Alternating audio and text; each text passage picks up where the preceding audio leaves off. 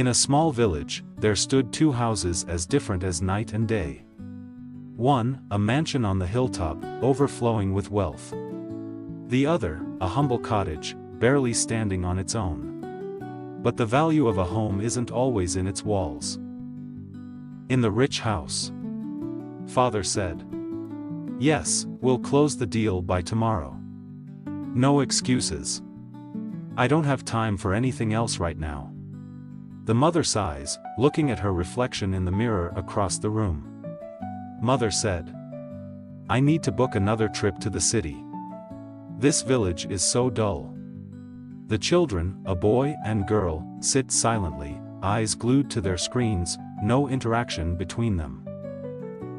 Though the house was filled with every luxury imaginable, it lacked the one thing that no amount of money could buy: connection. In the poor house. Mother said. It's not much, but I made your favorite soup today. Father said. And with a little love, it tastes like a feast. The boy, around 8 years old, takes a bite of bread and grins at his parents. Boy said. Thanks, Mom. This is the best meal ever. The family continues to eat together, exchanging stories and laughter. Though their home was modest, and their means were limited, the poor house overflowed with the richness of love, joy, and togetherness. In the large garden of the rich house, the two children are playing with their expensive toys, a remote-controlled car and a drone. But their faces are expressionless, and the silence between them is heavy. The drone flies high above the village, capturing the view of the poor house below. Boy said. Do you ever wish we could just go outside and play like the other kids?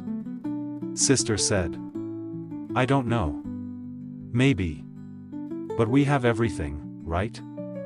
The boy looks at the drone's camera view, focusing on the humble cottage in the valley. Boy said. It doesn't look like they have everything. But they seem happy. Back to the poor house. The family is outside the cottage, sitting around a small fire as the sun sets. The father is carving a small wooden toy for his son, who watches eagerly.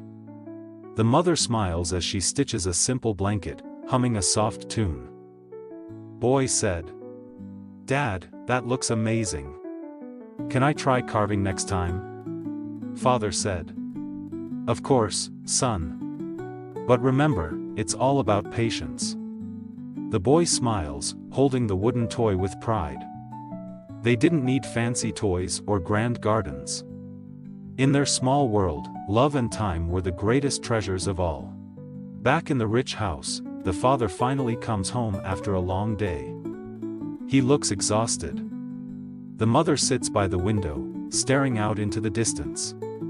Their children are already in their rooms, alone. The house is eerily quiet. Father said. Another day, another dollar. But why does it feel so empty? Mother said. I don't know. We have everything we ever wanted. But I can't remember the last time we were truly happy. The father stands by the window, looking down at the valley. From the mansion, the poor house is visible, its windows glowing warmly in the night. Father said. Look at them. They have nothing, but somehow, they have everything that matters. The mother joins him at the window, watching the simple, happy scene unfold in the poor house. The fire outside is still flickering, and the family is laughing together. The next morning, the rich family walks down to the poor house, curious. The two families meet for the first time. Despite their differences, the parents exchange warm smiles. Father from rich house said. We've been watching you. And we realized something. We have all this wealth, but we've forgotten how to live.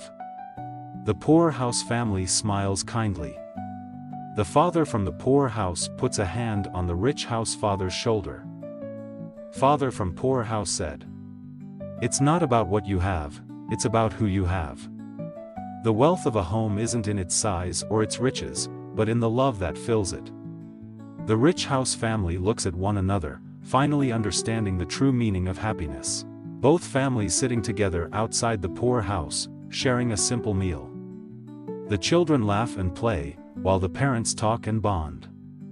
Despite their material differences, they are united in a newfound understanding of what truly matters. In the end, the richest house wasn't the one with the highest walls or the grandest view. It was the one filled with love, joy, and the simple moments that make life worth living.